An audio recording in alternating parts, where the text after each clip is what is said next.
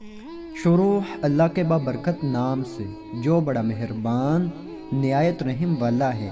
نذیر کی تنخواہ 8,000 تھی۔ مشکل سے قرض لے لے کر گزارا ہوتا، پھر 3 بچوں کا ساتھ، میکا بھی کمزور تھا۔ جب حاجی صاحب کی گاڑی چلاتے ہوئے نذیر ٹرالے کی ٹکر سے اللہ کو پیارا ہو گیا تو نورین کو یوں لگا کہ اس کے سر سے کسی نے آسمان چھین لیا ہو اور پاؤں کے نیچے سے دھرتی کھینچ لی ہو۔ نذیر کی جیب سے 300 روپے نکلے اور نورین کے پاس 3 روپے بھی نہیں تھے۔ حاجی صاحب نے کفن دفن کا انتظام کیا اور کل پر بھی پوری برادری کو زردہ پلاؤ کھلایا۔ چند دن بعد جب میلہ جٹ گیا اور ہر کوئی خالی تسلی اور جھوٹا دلاسا دے کر گھر کو لوٹ گیا تو اپنے واحد کمرے میں نورین بچوں کو سینے سے لگا کر رو دی۔ آنے والے سارے دن بہت مشکل تھے۔ بچوں کی فیس دینی تھی، گھر بھی کرائے کا تھا۔ نورین کو سمجھ نہ آتی کہ وہ کیا کرے۔ چھوٹی بچی کی وجہ سے کوئی نوکری پر بھی نہ رکھتا۔ سوچا کہ 9 سال کے چاند کو ہی کہیں لگوا دوں۔ ایک دن کسی محلے والے کے ساتھ ورکشاپ پر بھیجا۔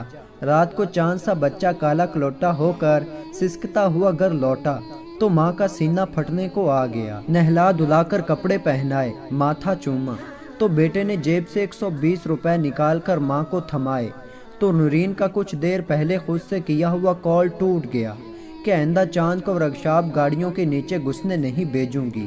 چاند تھوڑا بہت کام کرنے لگا تھا مگر گزر بسر مشکل تھی۔ چھوٹی بچی کا دودھ ہی پورا ہوتا یا پھر ایک ٹائم کی روٹی۔ ایک دن حاجی صاحب نے چاند کو ورکشاپ پر دیکھا تو پہچان لیا۔ بچے نے بتایا کہ اسکول چھوڑ کر ادھر کام کرتا ہوں تو حاجی صاحب کو بہت دکھ ہوا، کیونکہ نذیر ان کے سامنے اکثر کہتا تھا کہ صاحب میرا ایک ہی بیٹا ہے، اسے تو میں ایم اے کرواؤں گا۔ حاجی صاحب نے اسے اپنا وزٹنگ کارڈ دیا اور کل لا کر ملنے کو بولا۔ چاند کارڈ لے کر گھر آیا تو نورین کو امید لگ گئی کہ شاید حاجی صاحب ان کی کوئی مالی مدد کریں گے، کیونکہ نذیر اسے حاجی صاحب کی سخاوت اور دریا دلی کے بہت قصے سناتا تھا۔ ویسے تو نذیر کی وفات پر بھی انہوں نے 20,000 دیے تھے مگر نورین نے اس سے اپنا قرض ادا کر دیا تھا۔ عدت گزر چکی تھی۔ نورین خود چاند کے ساتھ حاجی صاحب کے پاس آ گئی۔ حاجی صاحب شہر کی نامی گرامی کاروباری شخصیت تھے۔ عزت، دولت اور شہرت انہیں وراثت میں ملی تھی۔ 5 جوان بچوں کے باپ اور صوم و صلات کے پابند بریش درد مند انسان تھے۔ نہ جانے کتنے یتیم خاندان ان کے زیر کفالت تھے۔ نذیر ان کے پاس 11 سال سے تھا۔ انہیں اس کی تابعداری پسند تھی۔ اس کی وفات کا انہیں صدمہ تھا، لیکن جب کل اس کے بیٹے کو گاڑی کے نیچے لیٹے دیکھا تو ان کا دل بھر آیا۔ چاند انہیں جنازے اور کل پر ملا تھا، وہ اسے پہچان گئے تھے۔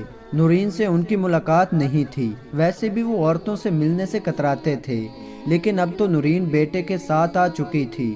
انہوں نے دونوں کو کمرے میں بلوا لیا۔ آفس کی شان و شوکت دیکھ کر نورین کے ہوش گم تھے۔ اپنے ہی خیالوں میں منہ پر کالی چادر لپیٹے وہ چاند کے ساتھ اندر آ گئی۔ سلام کا جواب دینے کے بعد حاجی صاحب نے دونوں کو سامنے رکھے صوفے پر بیٹھنے کا اشارہ کیا اور خود اپنی چیئر پر سیدھے ہو کر بیٹھے اور بولے، مجھے افسوس ہے کہ ہم نے نذیر کو کھو دیا۔ بہت ایماندار اور مخلص انسان تھا، لیکن کیا ہو سکتا ہے، جیسے رب کی رضا۔ کل بچے کو دیکھا تو دل کانپ گیا کہ میں 4 ماہ آپ لوگوں سے غافل رہا۔ میرا اللہ مجھے اس غفلت کی معافی عطا فرمائے۔ میں آپ لوگوں کی مدد کا پابند ہوں۔ حاجی صاحب سر جھکائے دھیمے لہجے میں بول رہے تھے اور نورین رو رہی تھی۔ ملازم چائے لے کر آیا تو حاجی صاحب نے دونوں کو چائے پیش کی۔ چاند نے کہا کہ وہ چائے نہیں پیتا تو حاجی صاحب نے جوس کا آرڈر دے دیا۔ چائے ٹھنڈی ہو رہی تھی۔ حاجی صاحب کے اصرار پر نورین نے چہرے سے چادر ہٹائی اور چائے کا سپ لیا۔ غیر ارادی طور پر حاجی صاحب کی نظر اس پر پڑ گئی۔ گوری رنگت تھی، خوبصورت اور بڑی آنکھیں، گلابی ہونٹ۔ حاجی صاحب کے ہوش اڑ گئے کہ نذیر کی بیوی اتنی خوبصورت اور جوان ہوگی، مجھے تو پتہ ہی نہیں تھا۔ نورین چائے پی کر چہرہ کالی چادر میں لپیٹ لیا تو حاجی صاحب کو یوں لگا کہ جیسے چاند بادلوں میں چھپ گیا ہو۔ حاجی صاحب نے اچھی خاصی رقم کے ساتھ اپنا دل بھی دے بیٹھے۔ حاجی صاحب گھر آ گئے۔ بیگم نے کہا کہ آج آپ جلدی آ گئے ہیں، طبیعت تو ٹھیک ہے؟ حاجی صاحب پریشان رہنے لگے تھے۔ सब खाना इकट्ठे खाते थे। इसी बहाने से सबसे मुलाकात हो जाती थी। हाजी साहिब की आंखों में हर वक्त नूरीन का वो चेहरा आता था।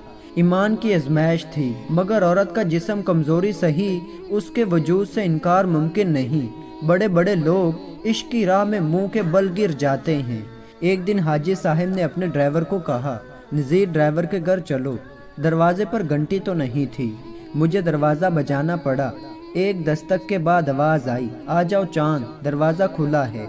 वो कुछ देर सोचते रहे, फिर जोर लगाकर दरवाज़ा खोला तो सामने नूरीन दुपट्टे से बेनियाज फर्श धो रही थी। उसने अचानक सामने देखा तो पास पड़ी चारपाई से अपनी चादर उठाकर सीने और सिर पर लपेटी बोली, हाजी साहिब कैसे हैं? आ जाएं। चारपाई पर बिखरी किताबें समेट कर उसने बैठने का इशारा किया। नूरीन का गोरा जिस्म, गुलाबी होंठ देखकर साहिब को पसीना आ रहा था। हाजी साहिब पास जाने की कोशिश करते।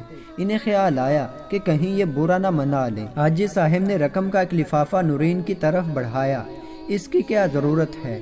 हाजी साहिब अब हफ्ते 2 हफ्ते बाद आते तो ड्राइवर गाड़ी के 2-4 चक्कर गाड़ी से सामान उठाकर घर के अंदर रखता। हाजी साहिब नूरीन की दीद के भूखे थे। नूरीन हाजी साहिब की मेहरबानियों के बोझ तले दबी जा रही थी। एक दिन नूरीन ने फ़ोन किया। हाजी साहिब घर जाने की बजाय नूरीन की तरफ आ गए। वो देखकर रोने लगी। मोहल्ले वाले हमको मकान खाली करने का कह रहे हैं। ये सुनकर हाजी साहिब ने कहा, मैं दूसरे मकान का बंदोबस्त करता हूँ। नूरीन को हाजी साहिब ने अपने सीने से लगा लिया। फिर हाजी साहिब और नूरीन की शादी हो गई। वो हंसी खुशी ज़िंदगी गुजारने लगे।